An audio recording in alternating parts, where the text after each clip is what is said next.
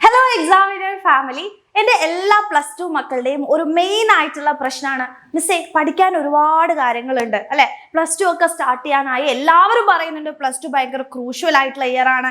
ഇത് കഴിഞ്ഞു കഴിഞ്ഞാൽ അല്ലേ +2ലെ മാർക്സ് ആണ് എൻ്റെ ലൈഫ് ഡിസൈഡ് ചെയ്യുന്നത് എന്നൊക്കെ പറഞ്ഞ് നിങ്ങളെ ഒരുപാട് പേര് പറഞ്ഞിട്ടുണ്ടാവും. പക്ഷെ ഇതൊക്കെ കേട്ടാലും ഇതിന്റെ സീരിയസ്നെസ് ഒക്കെ അറിഞ്ഞാലും പഠിക്കാനൊരു മൂഡില്ല മിസ്സേ അല്ലേ. ബുക്ക് തുറക്കുന്ന സമയത്ത് ഏത് കൂടെയാണ് എനിക്ക് ഉറക്കം വരുന്നതെന്ന് അറിയുന്നില്ല അല്ലെ.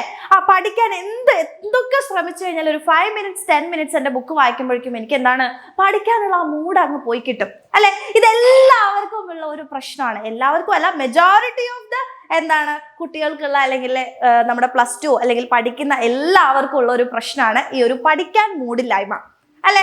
അപ്പം എന്താണ് ഇതിന് നമുക്ക് ചെയ്യാൻ വേണ്ടി പറ്റുക, അല്ലെങ്കിൽ ഈ മടുപ്പ് അല്ലെങ്കിൽ പെട്ടെന്ന് തന്നെ നമുക്ക് ഈ മടുപ്പ് തോന്നുന്ന സമയത്ത് നമുക്ക് എന്താണ് ഇതെല്ലാം മാറ്റാൻ വേണ്ടി ചെയ്യാൻ പറ്റുക എന്ന് നമുക്ക് നോക്കണം അല്ലെ.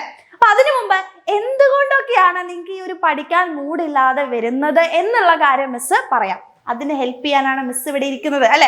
അപ്പൊ എന്താണ്, എന്തുകൊണ്ടൊക്കെയാണ് നമുക്ക് ഈ പഠിക്കാൻ തീരെ മൂഡില്ലാണ്ടായിട്ട് വരുന്നത്? ഒരു 6 റീസൺസ് ആണ് ഇതിനുള്ളത്. മിസ് ഇങ്ങനെ ആലോചിച്ച സമയത്ത് മിസ്സിന് കിട്ടിയത് ഈ ഒരു 6 റീസൺസ് ആണ്. നമുക്ക് പ്രത്യേകിച്ച് പഠിക്കുമ്പോൾ നമുക്ക് മൂഡില്ലായ്മയും അല്ലെങ്കിൽ പഠിക്കാൻ കഴിയാതെ വരുന്നതിനുമായിട്ടുള്ള മെയിൻ ആയിട്ടുള്ള ഇഷ്യൂസ് എന്ന് പറയുന്നത് ഇത്രയും കാര്യങ്ങളാണ്. എന്താണ്?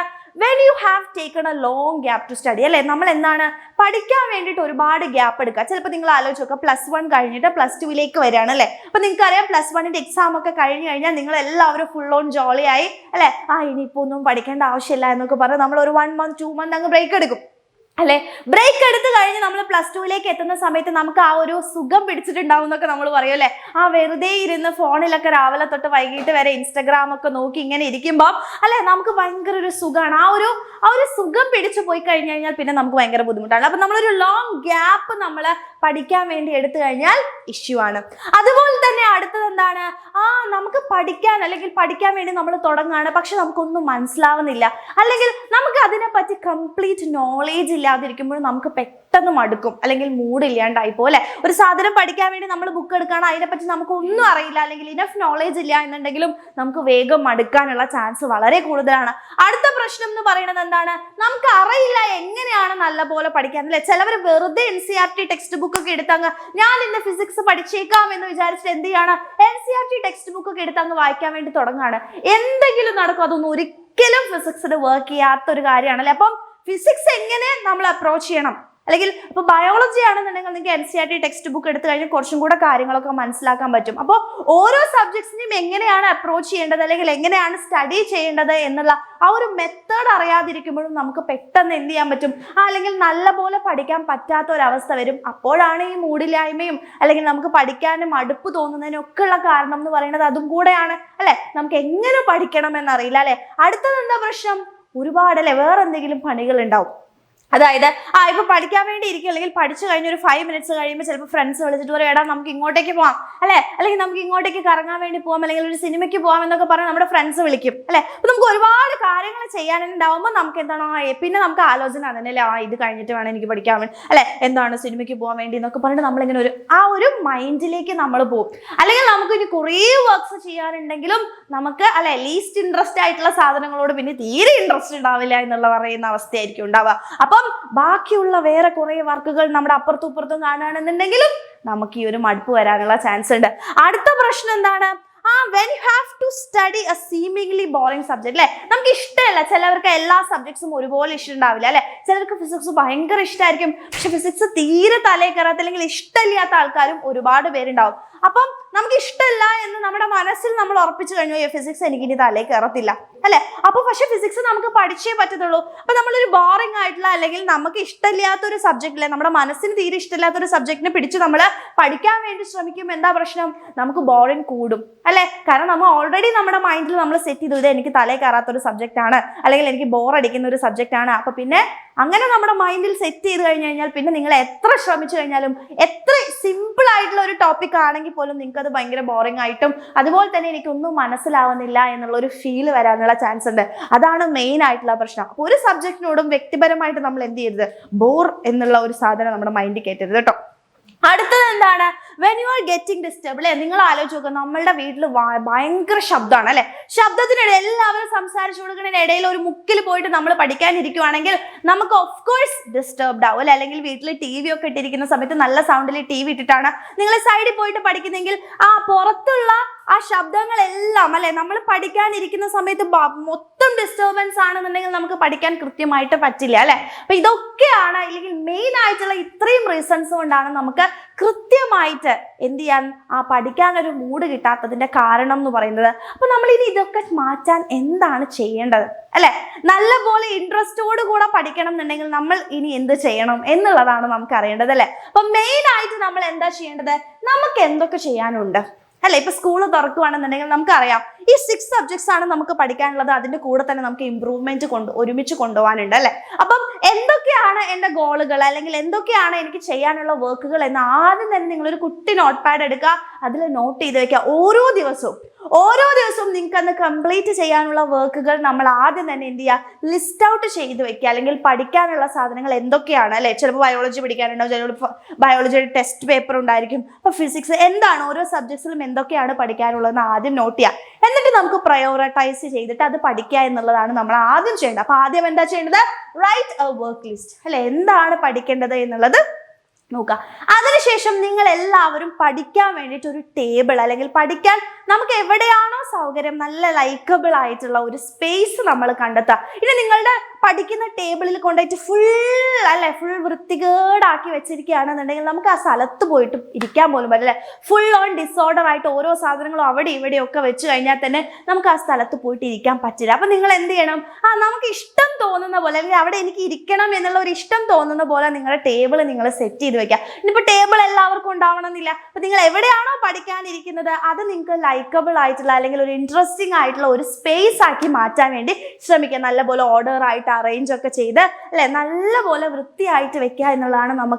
അവിടെ നമുക്ക് കുറച്ച് അധികം നേരം ഇരിക്കേണ്ടതാണല്ലേ. അപ്പൊ അതുകൊണ്ട് തന്നെ നല്ല ലൈക്കബിൾ ആയിട്ട് ആ സ്പേസിനെ നിങ്ങൾ വെക്കണം. ഓക്കെ ആണല്ലോ. ഇനി മെയിൻ ആയിട്ടുള്ള എല്ലാവരുടെയും ഒരു പഠന സ്പേസ് എന്ന് പറയുന്നതാണ് ബെഡ് അല്ലെ. ബെഡിൽ പോയിട്ട് അങ്ങ് കിടക്കും അല്ലെ. ഞാൻ ഇന്ന് പഠിക്കാൻ വേണ്ടി പോകണമെന്ന് പറഞ്ഞിട്ട് റൂമിലെ ബെഡിലൊക്കെ പോയിട്ട് നല്ല പോലെ ബുക്കൊക്കെ വിരിച്ച് നമ്മൾ ഇങ്ങനെ വെച്ചത് ഇതേപോലെ അങ്ങോട്ട് വായിക്കാൻ തുടങ്ങി 2 സെക്കൻഡ് അല്ലെങ്കിൽ വേണ്ട 1 മിനിറ്റ് കഴിഞ്ഞ് കഴിഞ്ഞാൽ പിന്നെ ഇതാണ് നമുക്ക് കാണാൻ പറ്റുക അല്ലെ. കൂർക്കം വലിച്ച് നമ്മൾ ഉറങ്ങും. കൂർക്കം വലിച്ചിട്ടില്ലെങ്കിലും നമ്മൾ ഉറങ്ങും ആണല്ലോ. അപ്പൊ ഒരിക്കലും നമ്മൾ ബെഡിന് എന്താണ് പഠിക്കാനുള്ള സ്പേസ് ആയിട്ട് നിങ്ങൾ ഒരിക്കലും ഉപയോഗിക്കരുത്. അത് അല്ലെ മനുഷ്യന്മാരുടെ ഒരു സ്വാഭാവികമായിട്ടുള്ള ഒരു സ്വഭാവമാണ്. ഇപ്പൊ മിസ്സാണെങ്കിൽ പോലും ബുക്ക് എടുത്തിട്ട് നിങ്ങളെ പഠിപ്പിക്കാൻ വേണ്ടി മിസ് പ്രിപ്പയർ ചെയ്യാൻ ബെഡിൽ പോയിട്ട് കിടന്നിട്ട് വായിക്കുകയാണെന്നുണ്ടെങ്കിൽ മിസ്സും 2 മിനിറ്റ് കഴിഞ്ഞാൽ ഇതേ അവസ്ഥ തന്നെയായിരിക്കും, മിസ്സും കിടന്നുറങ്ങും. അപ്പൊ ഒരിക്കലും മിസ് എന്ത് ചെയ്യാറില്ല, ബെഡിലിരുന്ന് പഠിക്കാറില്ല. എപ്പോഴും ഒരു ടേബിള് ഉപയോഗിച്ചുകൊണ്ട് തന്നെയാണ് പഠിക്കുക. അപ്പൊ ഒരിക്കലും നിങ്ങൾ എന്ത് ചെയ്യരുത്, ബെഡ് പഠന സ്പേസ് ആയിട്ട് ഉപയോഗിക്കരുത്, ഉറക്കം വന്നു പോകും. ഓക്കെ ആണല്ലോ. പിന്നെ നമ്മൾ പഠിക്കാനിരിക്കുന്ന സമയത്ത് ആദ്യം തന്നെ നമുക്ക് ബോറിംഗ് ആയിട്ട് നിങ്ങൾക്ക് ഫീൽ ചെയ്യുന്ന അല്ലെങ്കിൽ ടഫസ്റ്റ് ആയിട്ടുള്ള ഒരു ടോപ്പിക് എടുത്തിട്ട് പഠിക്കരുത്.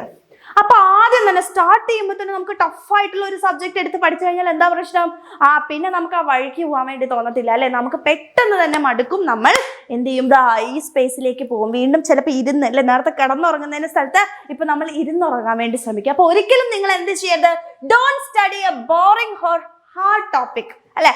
നമ്മൾ ഒരിക്കലും ഹാർഡ് ആയിട്ടുള്ള ടോപ്പിക് ഒന്നും ആ സമയത്ത് പഠിക്കരുത്. ആദ്യം തന്നെ നമ്മൾ എന്ത് ചെയ്യാം, സിമ്പിൾ ആയിട്ടുള്ള ടോപ്പിക്സ് വെച്ച് തുടങ്ങാം അല്ലെ. നമുക്ക് ഇൻട്രസ്റ്റിംഗ് ആയിട്ടുള്ള നമ്മുടെ അല്ലെ കുറച്ച് നമുക്ക് ഇൻട്രസ്റ്റിംഗ് ആയിട്ട് ഫീൽ ചെയ്യുന്ന അല്ലെങ്കിൽ നിങ്ങളുടെ ഫേവറേറ്റ് ആയിട്ടുള്ള സബ്ജക്ട്സ് ഒക്കെ ഉണ്ടെങ്കിൽ അതൊക്കെ ആദ്യം പഠിക്കാൻ വേണ്ടി നോക്കുക. അപ്പൊ നമുക്ക് ആ ഒരു സ്റ്റഡി ചെയ്യാനുള്ള ആ ഒരു ഇൻട്രസ്റ്റ് കയറി വരും. അതിനുശേഷം എന്ത് ചെയ്യാം, നമ്മുടെ ടോപ്പിക്സിലേക്ക് അല്ലെങ്കിൽ ടഫർ ആയിട്ടുള്ള ടോപ്പിക്സിലേക്ക് നമ്മൾ പോവാം. ഓക്കെ ആണല്ലോ. ആൻഡ് ഇനിയിപ്പോൾ ടഫർ ആയിട്ടുള്ള ടോപ്പിക്സ് വരികയാണെങ്കിൽ നിങ്ങൾ സ്വന്തം തന്നെ വിചാരിക്കുക, നിങ്ങൾക്ക് ഏറ്റവും ഇഷ്ടമുള്ളത് ഇപ്പോൾ ഐസ്ക്രീം ആണെന്ന് വിചാരിക്കുക ഈ ടോപ്പിക്ക് ഞാൻ പഠിച്ച് ഈ ഡെറിവേഷൻ ഞാൻ കംപ്ലീറ്റ് ആയിട്ട് പഠിച്ചെഴുതുകയാണെന്നുണ്ടെങ്കിൽ ഞാൻ എന്തായാലും എനിക്ക് എന്തെങ്കിലും ഗിഫ്റ്റ് ചെയ്യും അല്ലെങ്കിൽ എനിക്ക് ഒരു ഐസ്ക്രീം ഞാൻ വാങ്ങിച്ച് കഴിച്ചിരിക്കും എന്ന് പറഞ്ഞിട്ട് നിങ്ങൾ എന്ത് ചെയ്യണം, സെൽഫായിട്ട് നമ്മൾ റിവാർഡ് കൊടുക്കുക. അല്ലെങ്കിൽ ഈ സാധനം പഠിച്ചു കഴിഞ്ഞ് കഴിഞ്ഞാൽ ഞാൻ ഇന്ന സാധനം വാങ്ങിക്കും. അപ്പൊ സെൽഫ് റിവാർഡ് കൊടുക്കുന്ന സമയത്ത് നമുക്കൊരു റിഫ്രഷ്മെന്റ് കിട്ടും. ഓക്കെ ആണല്ലോ. അപ്പൊ അങ്ങനെയൊക്കെ ചെയ്യാൻ വേണ്ടിയിട്ട് സ്വന്തമായിട്ട് റിവാർഡ് കൊടുക്കാൻ വേണ്ടി ശ്രമിക്കാം. അതുപോലെ തന്നെ ഏറ്റവും ഇനി ഇതൊന്നും ഇല്ലെങ്കിൽ തന്നെ നിങ്ങൾ സ്വന്തമായിട്ടുള്ള റിവാർഡ് എന്ന് പറഞ്ഞാൽ നിങ്ങൾ ആലോചിക്കുക, ഞാൻ എന്തിനാണ് പഠിക്കുന്നത് അല്ലെ? പ്ലസ് ടുവിൽ എനിക്ക് ഫുൾ മാർക്ക് കിട്ടണം എന്ന് എൻ്റെ പാരൻസ് എന്തുകൊണ്ടാണ് പറയുന്നത് അല്ലെ? ഇനി എല്ലാവരും പറയുന്നുണ്ട് ഫുൾ മാർക്ക് വേണം, ഫുൾ മാർക്ക് വേണം അല്ലെ? നിങ്ങൾ ആലോചിച്ച് നോക്കുക, നിങ്ങൾക്കാണ് ഫുൾ മാർക്ക് കിട്ടുന്നത് അല്ലെ? അപ്പൊ ആ ഫുൾ മാർക്ക് നിങ്ങൾക്ക് കിട്ടുമ്പോൾ നിങ്ങൾക്ക് എന്തൊക്കെയാണ് നിങ്ങളുടെ ലൈഫിൽ ചേഞ്ചസ് വരാൻ വേണ്ടി പറ്റുക? നിങ്ങളുടെ ഫേവറേറ്റ് ആയിട്ടുള്ള കോഴ്സ് എടുത്ത് പഠിക്കാം അല്ലെ?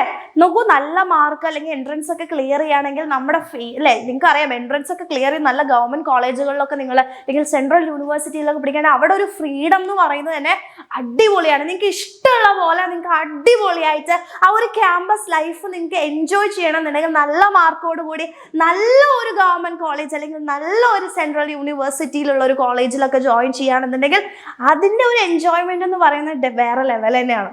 അപ്പം അതിനുശേഷം അല്ലെ നിങ്ങൾക്ക് നല്ലൊരു ജോബ് വേണം, വേണ്ടേ? നിങ്ങൾക്ക് നല്ലൊരു, നമ്മളെല്ലാവരും പഠിക്കുന്നത് എന്തിനു വേണ്ടിയിട്ടാണ്? നല്ലൊരു ജോബ് വേണം, നമ്മുടെ കരിയർ സെറ്റ് ആക്കണം അല്ലെ?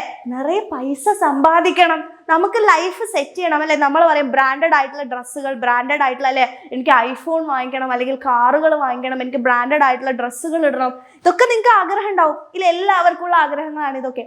ഇതൊക്കെ നടക്കണമെങ്കിൽ നമ്മുടെ കയ്യിൽ എന്ത് വേണം? ആ ഒരു ഫിനാൻഷ്യൽ സ്റ്റെബിലിറ്റി വേണം.